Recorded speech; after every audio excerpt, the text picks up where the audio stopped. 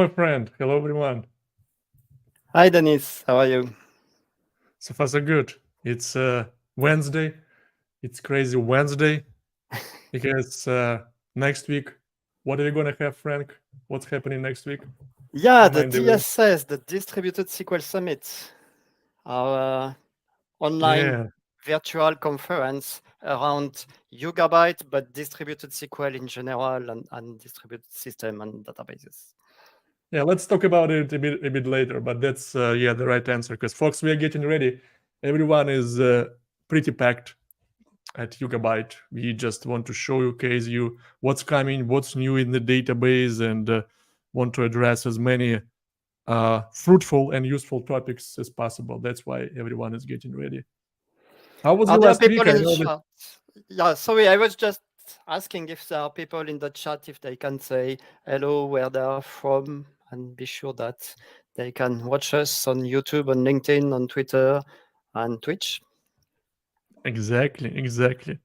That's what I also forget to ask. Just raise your hands, folks, if you can see us, if you can hear us, or if you cannot see us or hear us. Also, just send us a red flag. We need to fix probably some issues. But nevertheless, Frank, actually, question for you: could you please moderate our LinkedIn questions this time? Yeah, because I have so many tabs open. We have so many topics to discuss. Thanks a lot, my friend. So why don't we start with the summit? So what should we expect? Like just what the community, what the folks who are watching us can expect at this event next week? Yeah, let me first share my screen so that people can see where is that? No, that's not this one. I probably Show us everything, but yeah, just be careful because sometimes you might have some no problem. private tabs open. I just share it again. Where is that? Share screen. The window. Yeah, it's there. All Is it right, visible? something Yeah, is yeah, yeah. loading. Okay, you're So live. yeah, the website is quite easy, distributedsql.org, and there people can register. Of course, it's free, and there is an agenda for the online sessions. And yeah, so that's September 12th. That's next week. And let me go quickly to the agenda. Scheduled speakers. There are speakers from Yugabyte, but there are also customers. There are also just speakers using distributed databases.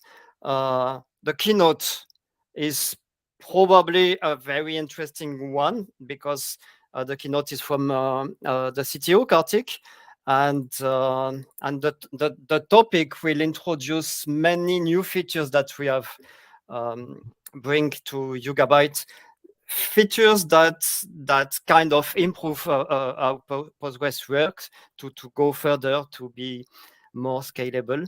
Yeah, as an insight for you folks, there are gonna be core database level improvements. A lot of the improvements that are necessary, especially for big deployments, for enterprise deployments, but also for mid-sized companies, because we investing a lot in their core database engine, and you'll see something. It might not sound, let's say, that high. It's not going to be, let's say, that some for exactly for developers, high level improvements, but that's going to be the core stuff, the internals. Yeah, and many things that would miss in Postgres and that cannot be added easily in Postgres because of the architecture, but also because Postgres is must be more conservative in adding new changes. But those we can do it on Yugabyte, and then we do it. And then many sessions. Yeah, we're not going to discuss them, right? Yeah. This is yours. Yeah, we have also workshops. So there are some sessions that are pre-recorded, and the speaker will be there and have time to answer questions during that time. And there are also some hands-on that are just live. I will create an extension, and that's something I nearly did for the first time for this workshop, just creating an extension to add a new function in Postgres or Yugabyte because it's the same, and just a really small function in C. I'm not an expert in C development, but just something that you cannot do without some C functions. And we will do it live, just live coding to get an extension. I think that those. I personally want to attend this session if I can. Otherwise, I will watch a recording because it's very cool, like to see how to create or how to extend your Postgres database. It can be something simple, right? Something that returns some information, statistics, or etc. Something that you think will be valuable for you and for your Postgres deployment. But sometimes when you Google for a guide for the Postgres extensions, you don't find something easy to follow or easy to use. And people tend to think that extensions are very complex, but it depends. Of course, you can do very complex things like doing query planning completely different, and that's complex. But you can do also some very simple things, plugging C functions to Postgres or Yugabyte just to do something else that is not in the standard functions. We have sessions about performance, also feedback from users, from partners. One of my favorite sessions would be with the guys from Test Containers. If you're an application developer, it's highly likely you heard about Test Containers. It's a wonderful tool. Basically, you create. I used it recently for the first time. I know those guys from the Java community days. Initially, I misguided myself. My thinking was that Test Containers are supported only for Java, but it's supported for many languages, and I use Test Containers for my JavaScript project. It just was a wonderful experience. I started Postgres in a container and executed and completed it in integration testing. And we do integrate, we do support Test Containers. I mean YugabyteDB, so don't miss this session.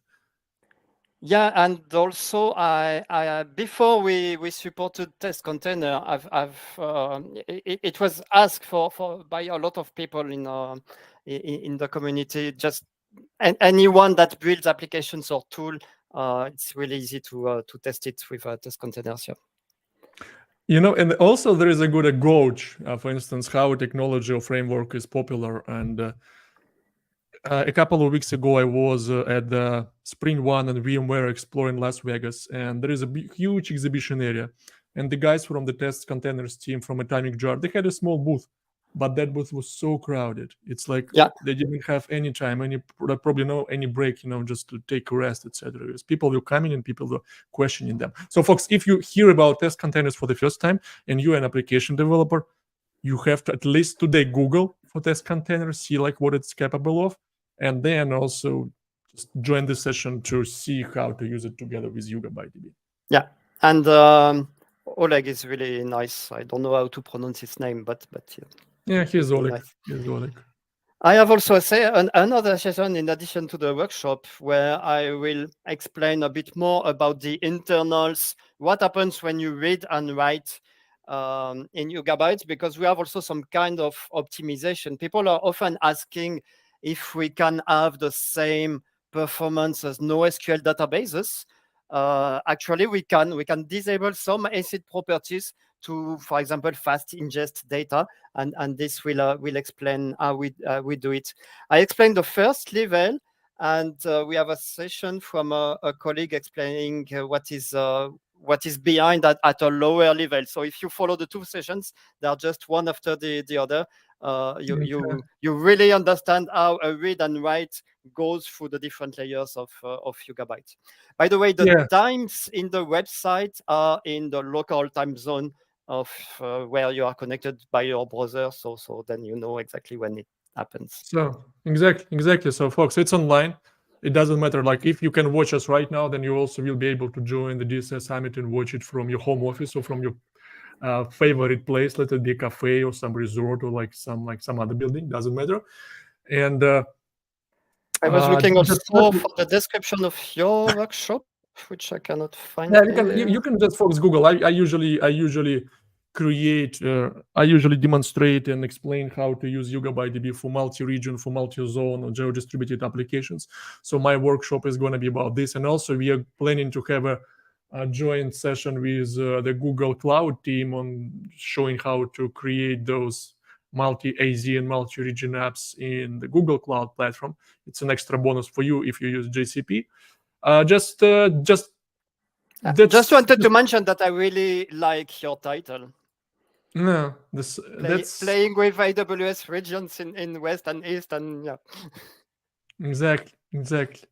So, folks, let us know like what actually you are expecting to learn from the summit. Just in the comments, share and share your thoughts. Like, what do you want to know? Like, what type of content you are expecting? What you think is missing and needs to be covered by the community and by the YugabyteDB team. So let us know. In the LinkedIn chat, we have Pete saying hi from Arden in Belgium, and Pete has tested many things and given a very interesting feedback on the Slack channel about the first tries in starting a Yugabyte container, for example, and looking at the different concepts that are in Yugabyte. Exactly.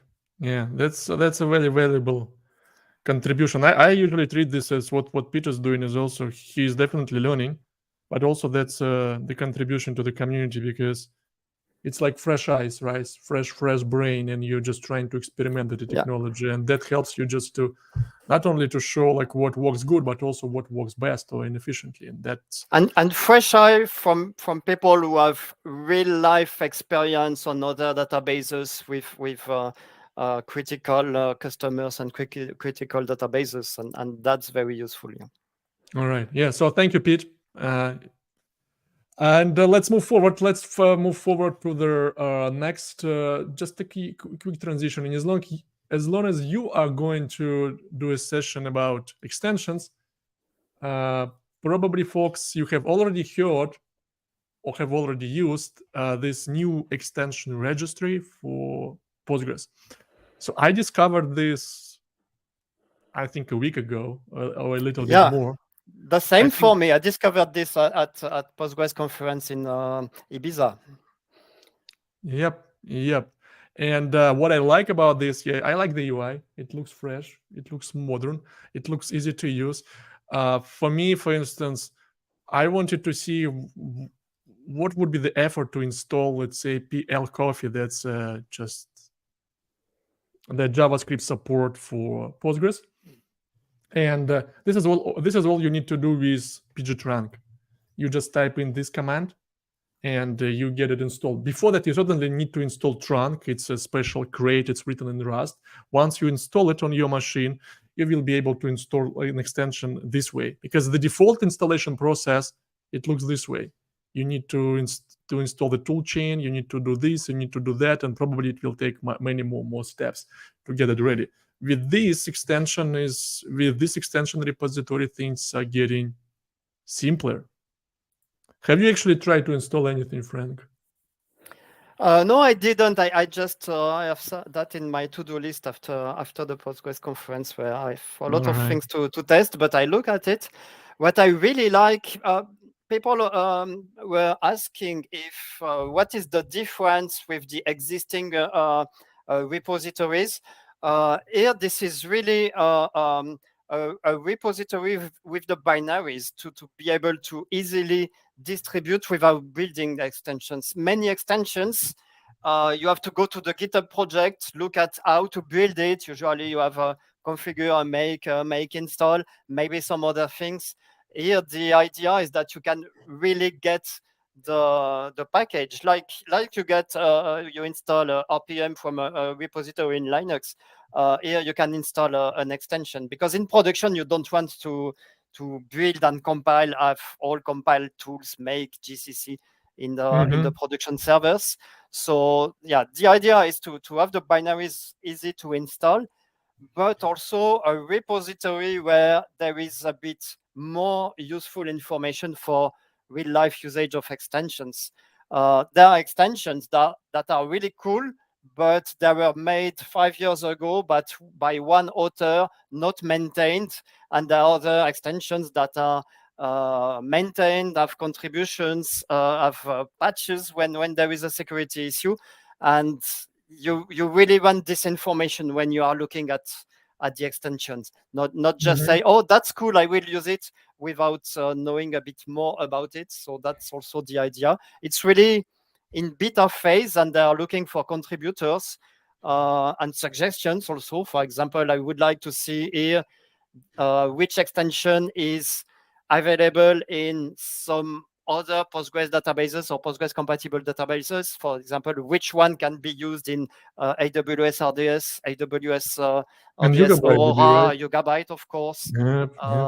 Yeah, that would be nice to have all those informations. Yeah. And yeah, like an alternative that you were talking about is called PGXN. It's hard to pronounce it.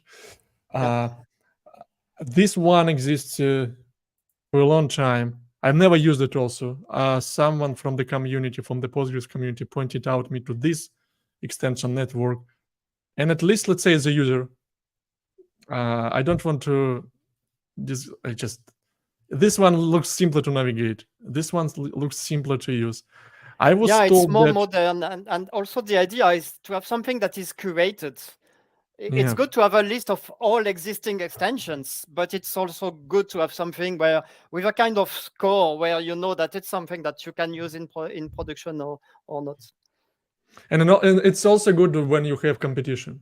It's better than we have two different alternatives like Franck and PGXN, because everyone is gonna to learn the best from each other, and eventually the Postgres community and other Postgres communities will benefit from this. So that's if there are people in the chat who know about other repositories of extension, maybe it exists. I know that it exists some lists, but something a bit more updated could be nice to know about it. Yeah.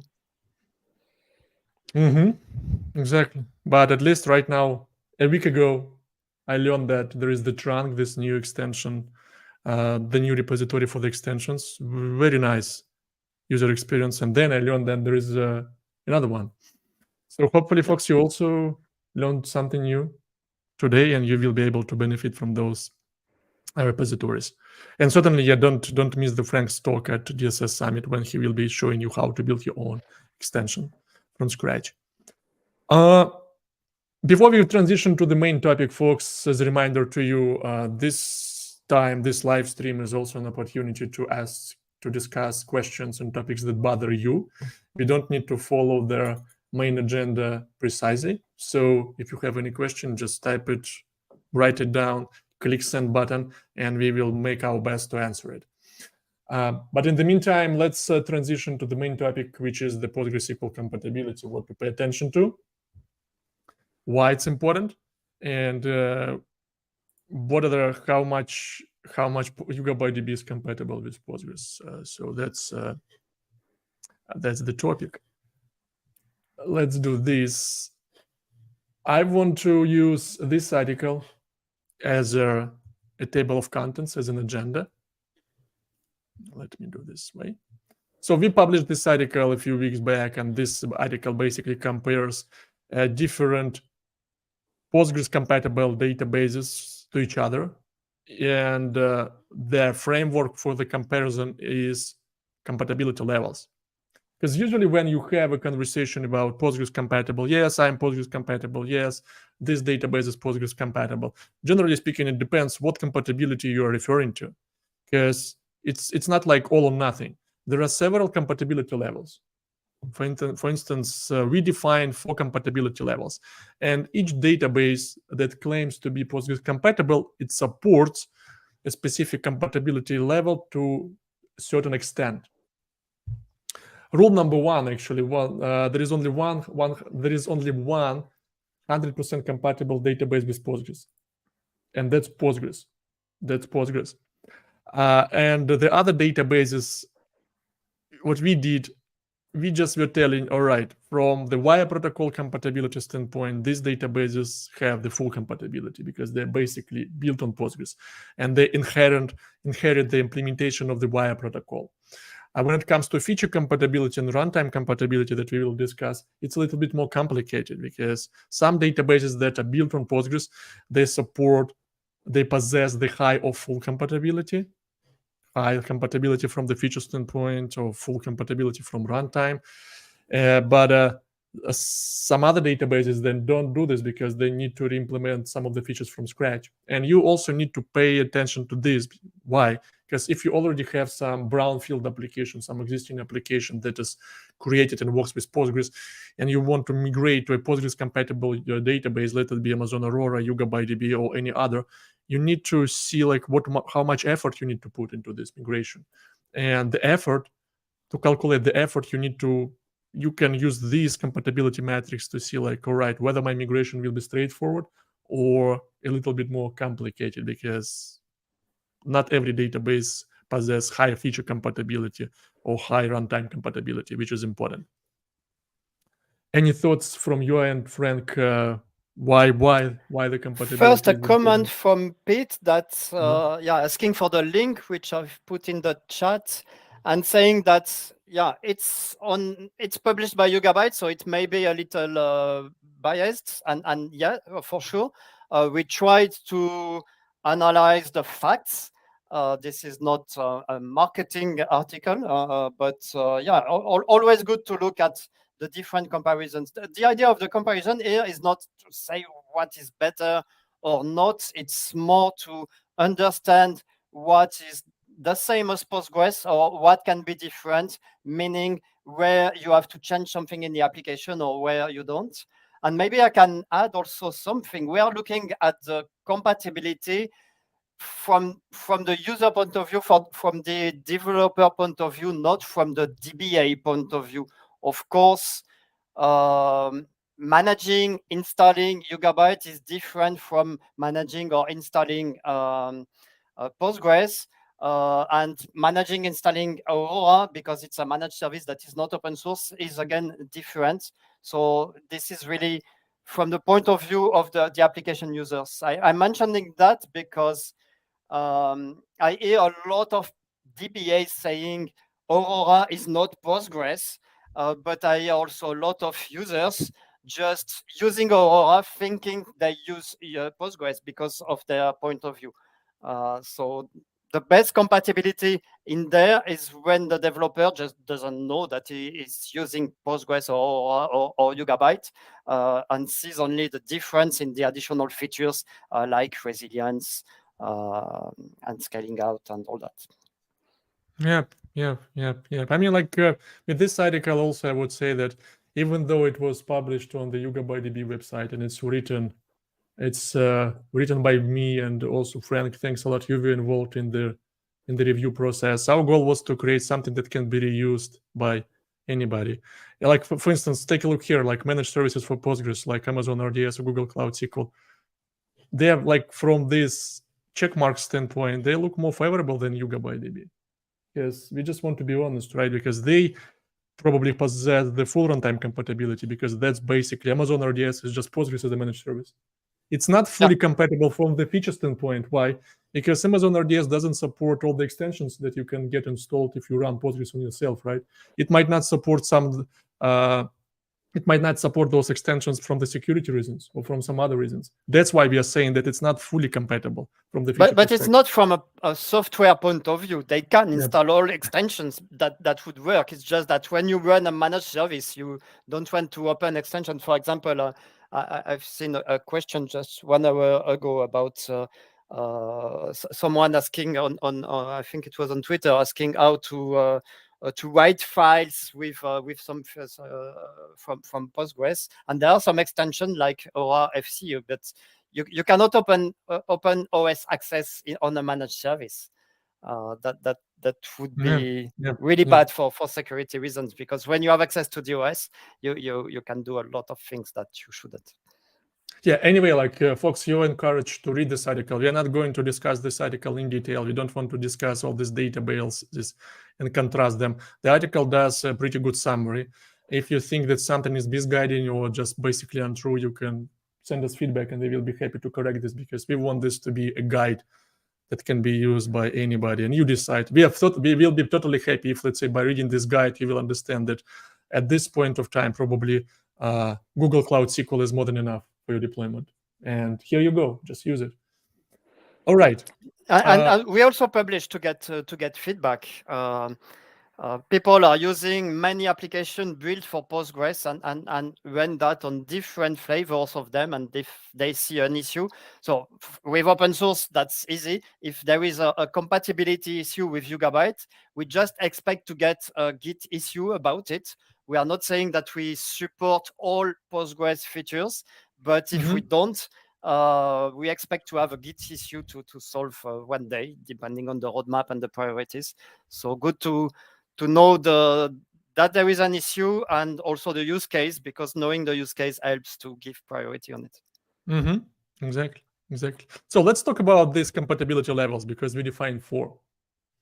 Let's start with the wire protocol compatibility, because most databases, and here is if you take a look at this table, we think that all of these databases can claim that they are fully compatible with Postgres from the wire protocol perspective. So what does it mean? Like, Frank, how do you see the wire protocol compatibility? What that is? Basically, the idea is that you can use the Postgres drivers. Many databases also have enhanced the drivers. For example, we have forked the Postgres drivers to do the smart drivers to make them cluster aware. But basically, you can use the Postgres driver and just connect. That's the wire compatibility. The protocol is the same. What is sent on the network is the same. What is received is the same format, and even the commands and the syntax. But that's another level. But basically, the Postgres protocol, you are showing the. Of course, those are very well described in the Postgres documentation. Yeah, it's like they call it front end and back end protocol, and the Postgres community, the front end is the client, which can be your driver, right? You are taking an example of a driver, and the back end is the server, the database instance. And as you say, like, you need the process that manages your connection, then your session on the server side, and they communicate through TCP/IP, and then they send message with a specific protocol that must be agreed by both. Talking the same language. We can even take a look at the message format. For instance, you have different messages like authentication. Okay, that's the boring one, authentication. I know. You see the different phases. So there is a simple protocol where you just send the SQL queries and get the results, so all as text. And you have the extended protocol where you have more control about the different phases of your query, where you can prepare it and then bind values to the variables, execute it, fetch the result. And that's quite easy if you look at what is sent on the network. If you don't use SSL, you can look to the TCP/IP traffic, and looking at this documentation, understand what is happening, because you will see. Let me sell this article that was written by Fritz Hugland. He's a big expert in databases, and I had a privilege to be a reviewer of this article because I have some experience in Java. And this article basically, Fritz shows you how to look into their message flow. He created a sample Java application that uses the JDBC driver, and then he used Wireshark to capture different network frames, and he just showed like what actually happening in the protocol level. So let me share this article with you here, folks. And Frank, if you don't mind, can you share it to LinkedIn, because we need to copy paste it. Okay, I thought it was going to LinkedIn. No, okay. No problem. It's like the way it connects the streaming works. But here is also one thing. There is the format, right? There are different messages. As you are saying, it all happens over the TCP/IP. But also there are two flavors of the protocol, usually the simple one and the extended one. This article also explains this in detail. For instance, let me scroll down to this table. Let's say you have some query. Just your driver, your application sends some query. If you're using the simple protocol,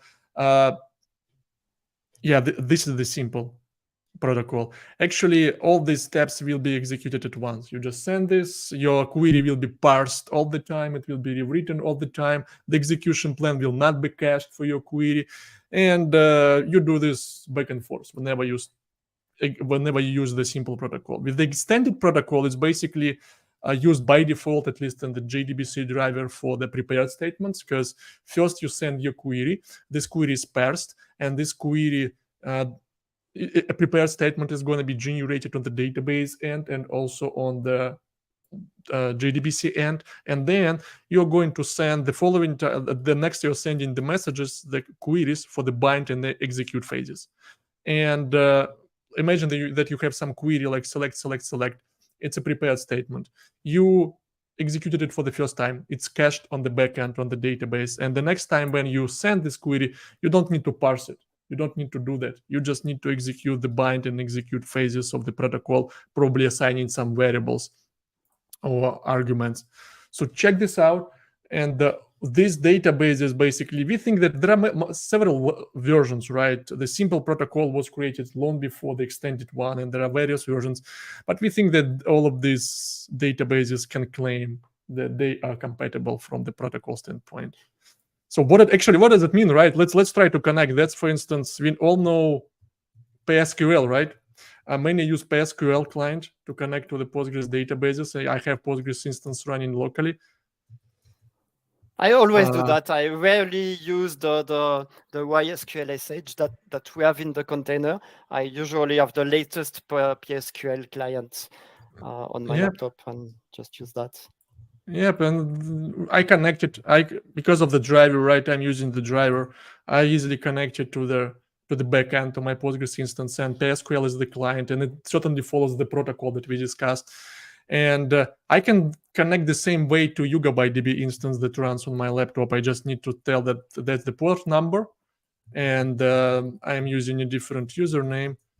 And I'm connected. I'm using the same client. I'm using the same driver, and YugabyteDB supports this protocol. And then you just also have some commands that are available in here. But that's when you're querying this, it's already, we are talking about a different compatibility level. But basically, yes, the protocol is required so that your drivers, your frameworks, your clients, your tools can connect and to communicate to a Postgres compatible database using the protocol of Postgres. That's essential. That's the first step. What's next? Syntax compatibility. What are your thoughts about the syntax compatibility, my friend? So the most important for the syntax, there are two things. First one is that the SQL queries that are written for Postgres work in without syntax error in Yugabyte, for example. And the other one is also just the most important for me in this compatibility is that there is a lot of documentation, information, Stack Overflow, whatever, about how to do something in Postgres, and you just want to do the same, not having a different syntax. So syntax compatibility is reusing some applications, but also reusing all the knowledge that you have or the knowledge that you found in existing documentation. And syntax is basically also, it's like a dialect. Yeah, let's say because SQL is a standard, but what is common in all SQL databases is just a small subset of what the databases can do. Exactly. It's like you live in the United States, and you live in California or you live in Texas, and people in Texas will have its own dialect. They will have their own accent, even if they speak English. And the same idea is here. Like, yes, all of these databases, they support SQL, though they are SQL databases. But the question is, do they speak natively their Postgres dialect? Because take a look at this. when you're built on Postgres, when you reuse the Postgres source code, when you're Postgres, then man, there are so many statements that are supported by Postgres, and that's a documentation of YugabyteDB.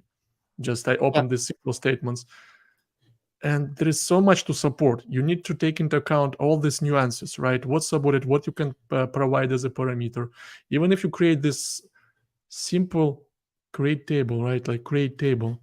Take a look at this. So how many parameters and constraints you can pass? You need to support this. If you want to claim that you are syntax compatible with Postgres, all of this needs to be supported. Yeah, because not all application will use all of that, but for sure there will be an application for everything that is possible. Someone use it. Actually, that's a good point, because like even if you see here, like for the syntax compatibility, almost all the databases, we think that they are fully compatible from the syntax standpoint, except for Google Spanner and CockroachDB, because these two databases, they have their own SQL engine and they are adding Postgres features and syntax gradually. Yeah. They don't support everything, but even let's say there is a difference between the two of them. Google Spanner started with its own SQL, probably not thinking that Postgres would be so popular. And then they have added like a second dialect, like a second API that is Postgres compatible. Cockroach started a new database, but it was just like, rather than reinventing a new syntax, let's use Postgres. So very, very similar for the features that they have added. Mm-hmm. And another point that I wanted to make, like here, as you can see, that YugabyteDB is fully compatible from the syntax standpoint, because we basically reuse the Postgres. Cockroach is not. But as Franck noted, even though we know that you need to pick YugabyteDB, but for some of the applications, the syntax, the high compatibility from the syntax standpoint of Cockroach can be enough, right? Because you might not need to support all the syntax that Postgres has, right? That's also that's also really good, because if someone wants to go to distributed SQL, probably they want to test both of them, and it would be very difficult to do a proof of concept testing two databases if you have to change completely the application for the proof of concept. So at least with the compatibility, you can test both of them. Yeah, exactly. So just keep this in mind, right? Even if you see high somewhere, moderate somewhere, still this moderate might be enough for you. But nevertheless, you did not hear this from us. You still need to pick YugabyteDB when you're comparing between Cockroach and YugabyteDB. Okay, so feature level. This is the most interesting one, because usually the first steps, and here is probably I can tell a story, the story that I heard from the founding fathers of YugabyteDB. I think I was talking to Kartik or someone else, and they told the story that when they were building the first version of YugabyteDB, they were creating also the SQL engine from scratch with its own SQL like syntax and dialect and capabilities.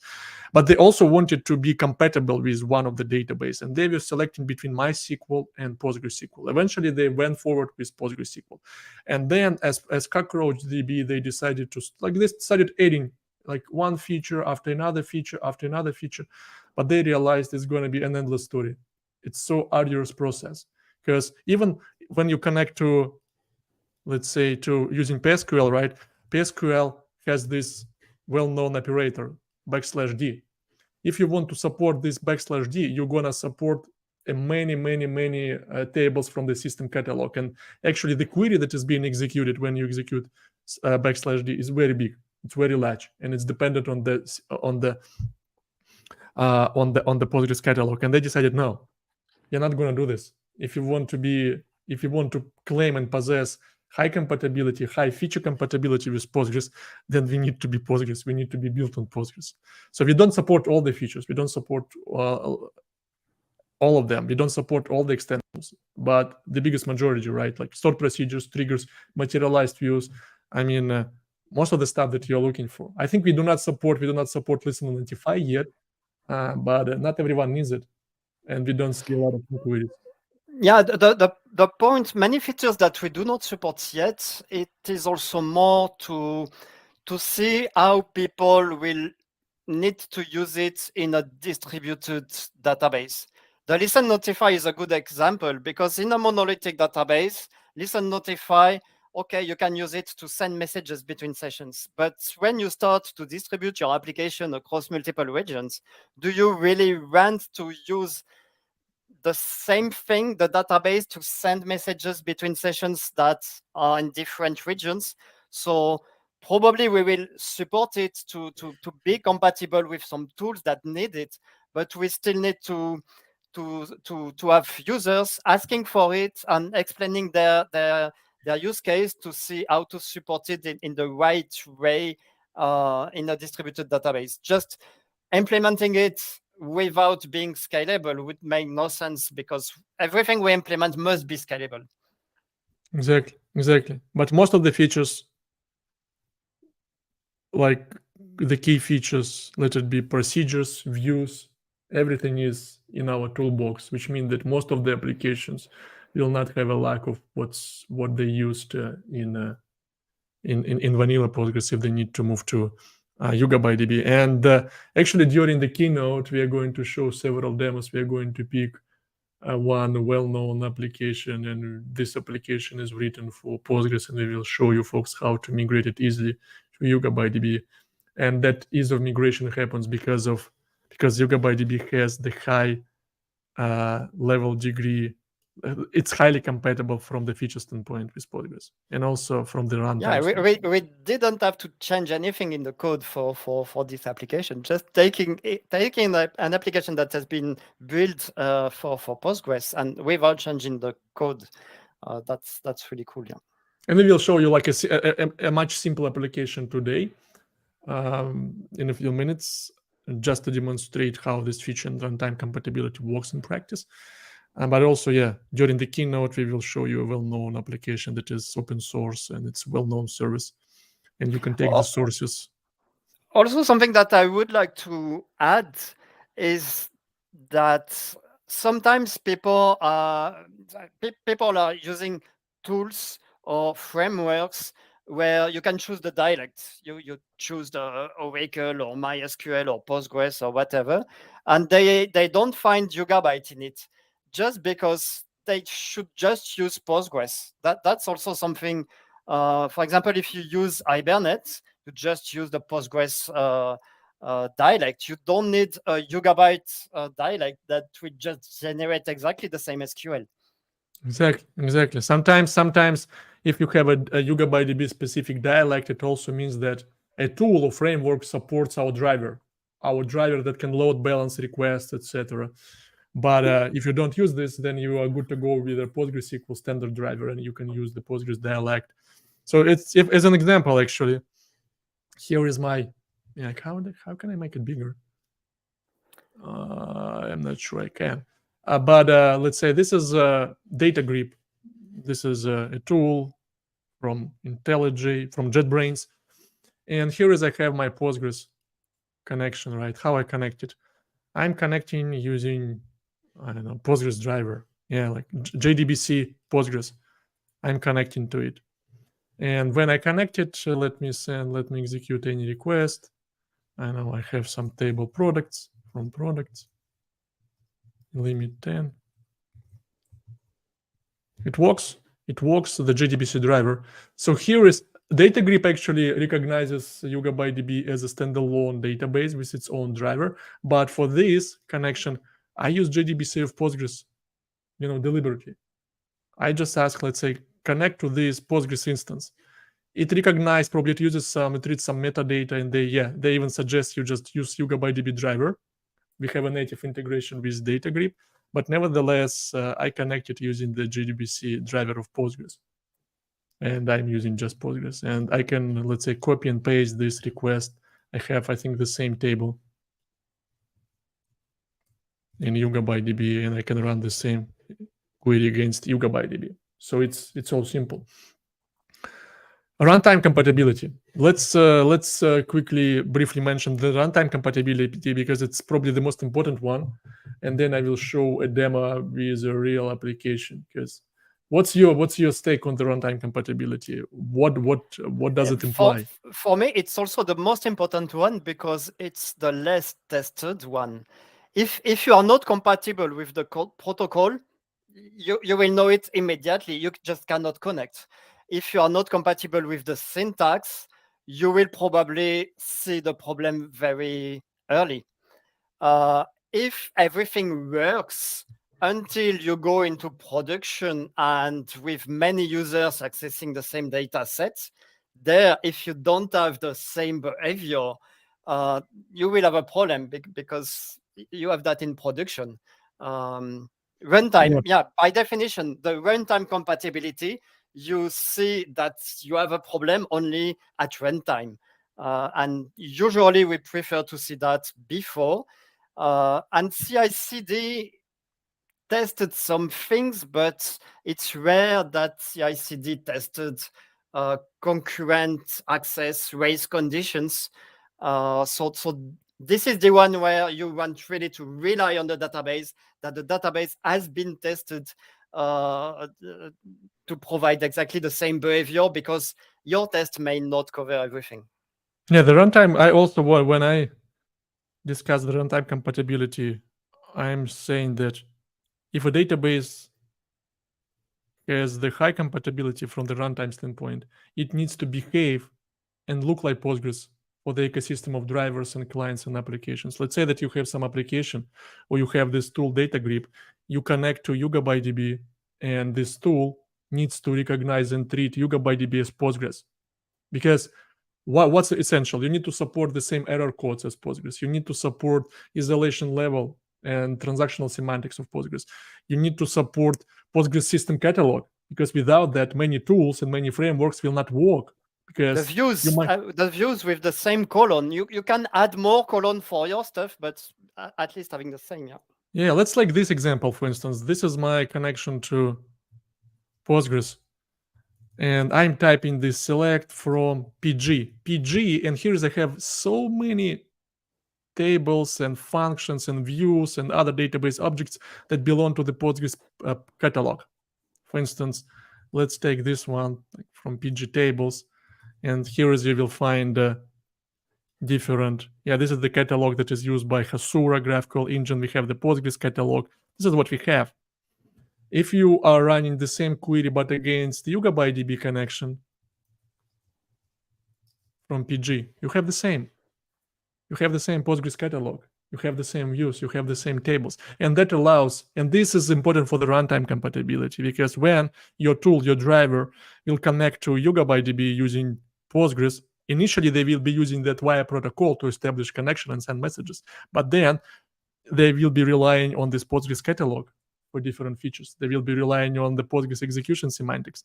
So for instance, executing the same tables against YugabyteDB, and you have the same stuff in YugabyteDB. This is what is required for the runtime compatibility. Without that, the database will have the low compatibility with Postgres at runtime. It's just... And basically, if you don't have runtime compatibility, it means that you have to write and even design your application differently. Because if your application uses read committed, which is the default in Postgres, so most applications are using read committed isolation level, you don't have to implement a retry logic.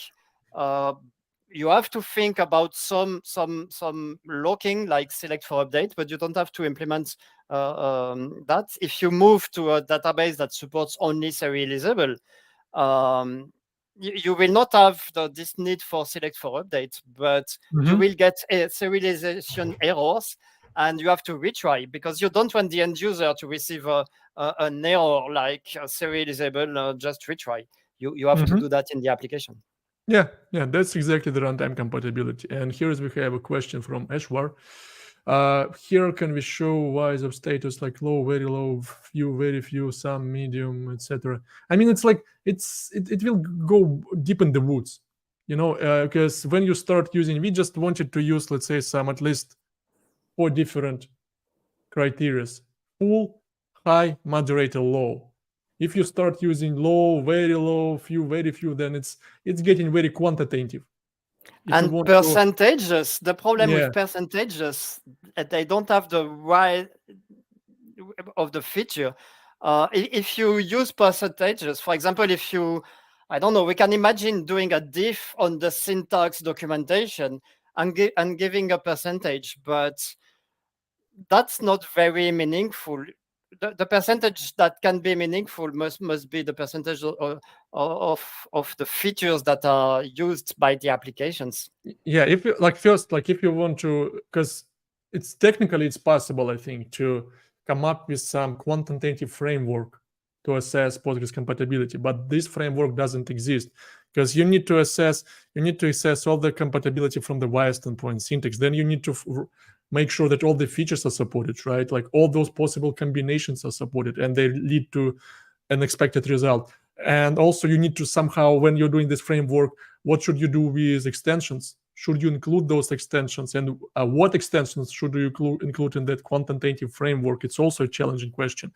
And the same for the runtime compatibility. Do you support all the error codes? If you don't support one error code, how many percents you are losing from this compatibility? It's getting very complicated. And the point is not just to come up with some number or just with some like low level things, like very low, very low, because the point is not that. The point is just to give you some basic guidance on how databases stand out from the compatibility standpoint. But then it's up to you, like you see. And even if, let's say, this data, even if Amazon Aurora is not fully compatible from the runtime perspective, it doesn't mean that you will not be using it, but at least it's more compatible than Google Spanner from the runtime perspective, which might be essential for clients and libraries that were created for Postgres. Just keep this in mind, because even if something is not fully compatible, or it has like moderate or low compatibility, it still might work for you. The question is like how many of Postgres features your application uses, and how much, what's the level of the dependency between your clients and libraries and frameworks on the Postgres runtime. That's also important. And you will be able to test this really quickly. And then you decide like what you want to do. I think percentages are interesting when you look at your application. You look at the features and the different compatibilities, and then you look at the usage in your application. For example, if you are moving to a database that doesn't have read committed, it's not like having 50% of read committed. You want read committed that works the same as Postgres or not. So it's all or nothing. But then you look at your application. If you have just 1% of the transaction of the use cases that need read committed, then you can put a percentage and say, okay, that's okay. I move to a database that doesn't have read committed, and then I have only 1% of my application to redesign. So if you map that to your application, then yeah, you can have percentage, because that's the thing that is important, the effort you have to move from one database to another. But the percentage of features, there are features you want 100% of them. Insert, select, update. You just want that it works the same runtime behavior.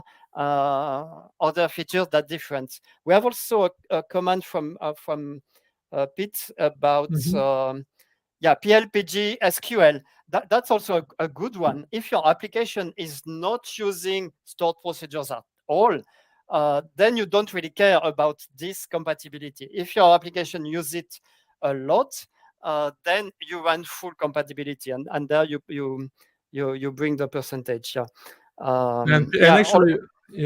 That's also a good point. Yeah, PLP, because I was confused with PLSQL with the tool, but yeah, stored procedures and the language itself is important measurement. Also very useful, not only for applications, but yeah, at some point you need also to add some triggers to do something and have some procedural code on it.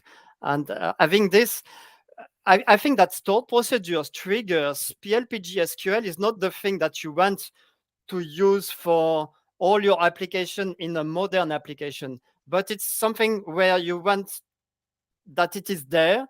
It works the same as Postgres, and when you need it, you can just use it without changing anything, because you don't want to put triggers for all actions on all tables.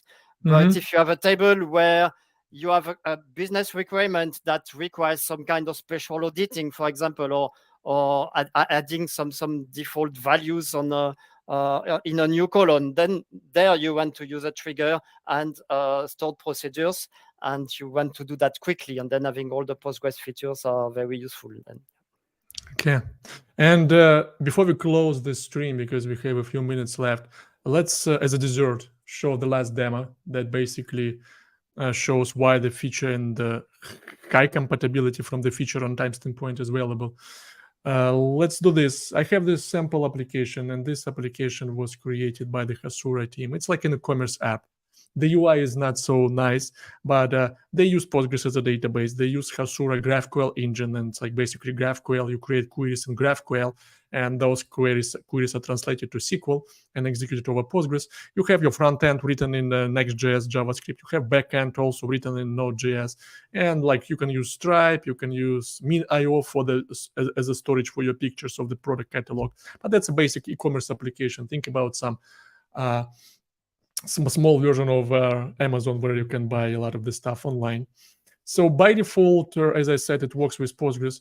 You can actually download and play with it offline, but I'm going to start this application locally. And by default, this application, what it does, it's going to connect to Postgres, and Postgres is running in my host machine, and the application is going to be running in Docker. So let me start this container. I'm starting the application. Yeah, we have this UI, we have the backend, and we have GraphQL. Yeah, it should connect soon. While it's connecting, why this application is interesting? It doesn't have huge schema. It doesn't have way too many database objects, but at least what also Pete mentioned, it has a pretty solid database schema. It has tables, it has many triggers. For instance, how many, like 10 different triggers. It has functions for different business needs. So like all that stuff was used and created and executes against Postgres. And our goal is we want just to take this application and move to YugabyteDB without any changes. So let's take a look. The application seems to be running. I go to this port number. Let me refresh this app. When you start this app container for the first time, it takes some time for the JavaScript engine to compile your web pages. That's why the delay. But once it's compiled, we will see this. It's a little bit old-fashioned product catalog. But you have product description, you have customer reviews, you have similar products, etc. You can buy them, blah, blah, blah, all the basic stuff. And also, as you remember, it uses Hasura. So the backend and the client uses Hasura. They do not run SQL directly. They use GraphQL engine. And this is our GraphQL engine. It's running also on the same machine. Here it's connected to Postgres. We can see it from here. It uses my PG database URL that I provided in this configuration. So basically, it's connected to Postgres. And you can create, some simple GraphQL requests. Let's get product lists. We want to get the brand name. We want to get the display name of the category. We want to get, the price. Let's do the price. And let's query only the first 10 products. So you run this query. That's GraphQL query. And this is what you're getting back from the database. Okay, this is what's essential. Now, what if you want to switch to YugabyteDB? I have a local YugabyteDB cluster running, 3 nodes on my local machine. And all I need to do first, I need to terminate this application because I want to restart it. And here is all I'm doing, folks. I'm just changing this connection address in the Docker file. Basically, I'm going to use the same PostgreSQL driver, but this is my username, my password. The database runs also on my laptop, and it listens on this port number. That's it. So let's restart this. That's all I do. And if you're feature and runtime compatible, if you have the high level degree of compatibility from the feature runtime standpoint, then you are good to go with applications like this, because this application uses GraphQL, and GraphQL heavily depends on the Postgres catalog.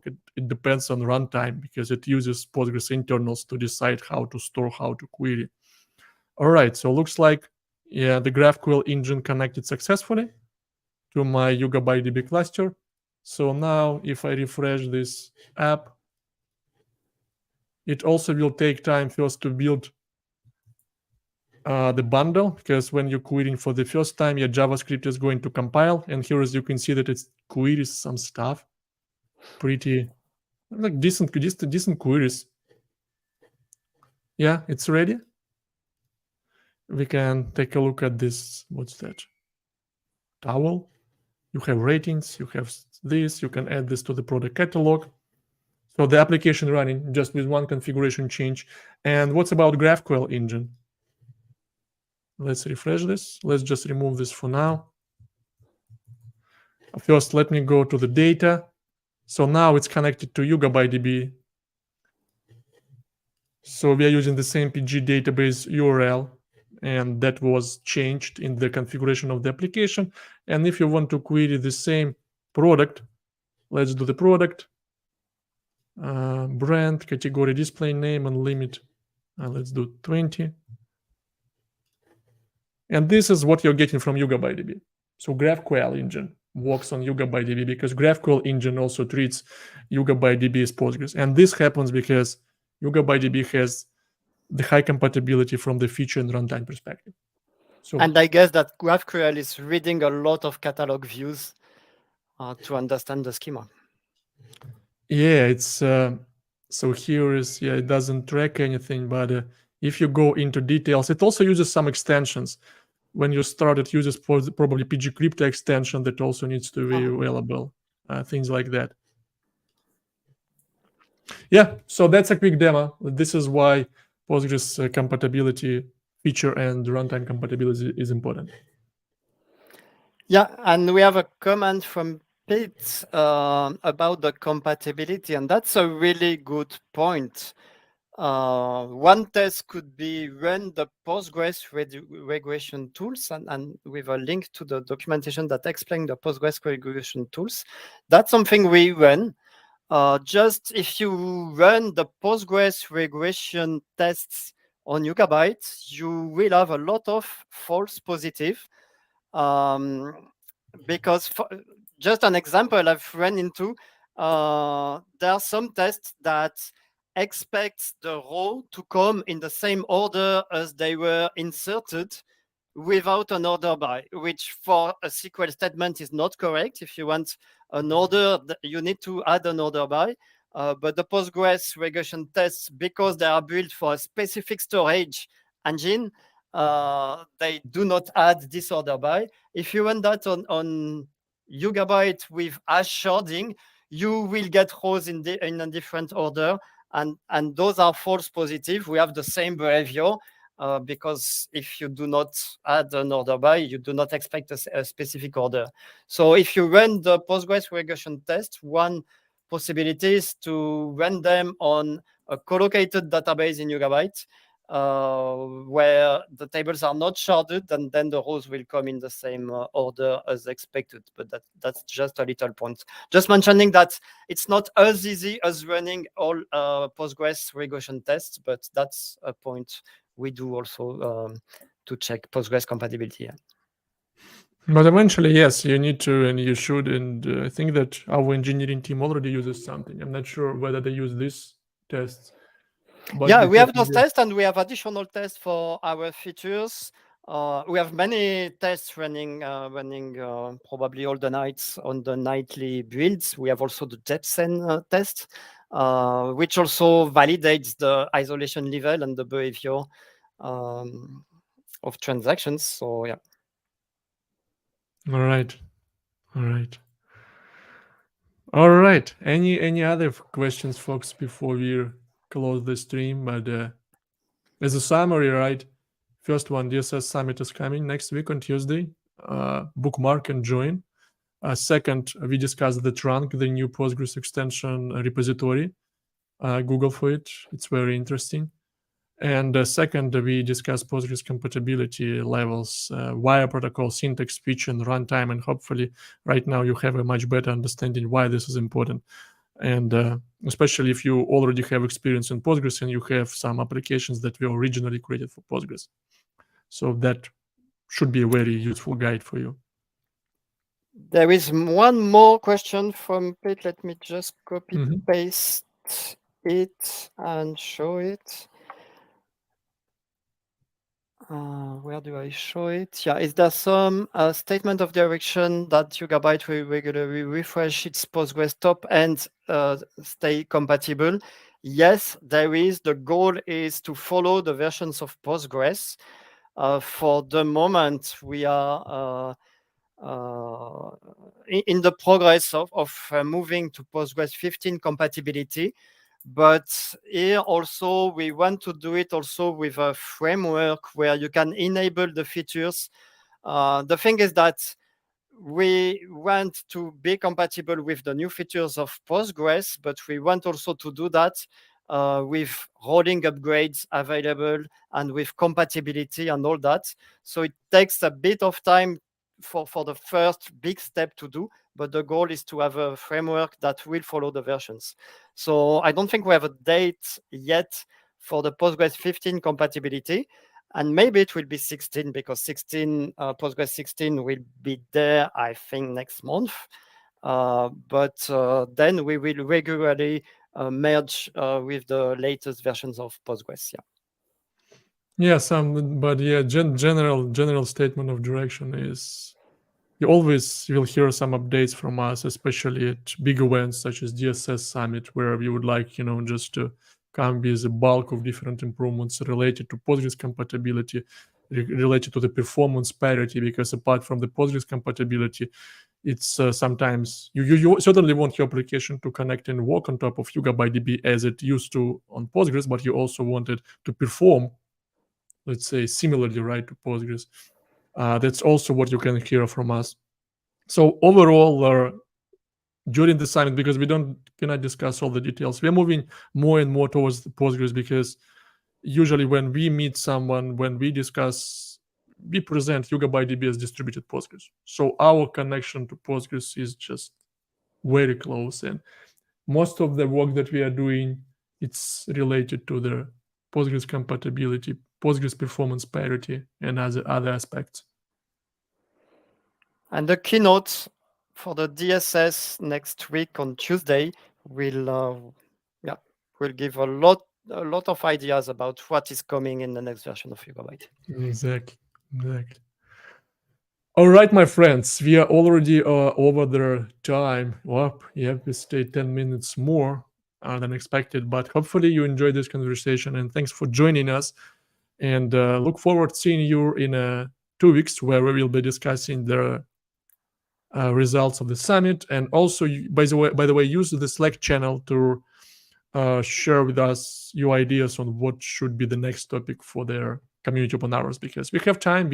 We do this deliberately on bi-weekly intervals so that we can prepare, so that we can collect feedback, and then we will come with some new topic next time. So share your ideas, share your requests and questions, and we'll discuss it next time. All right. Bye-bye, folks. Bye.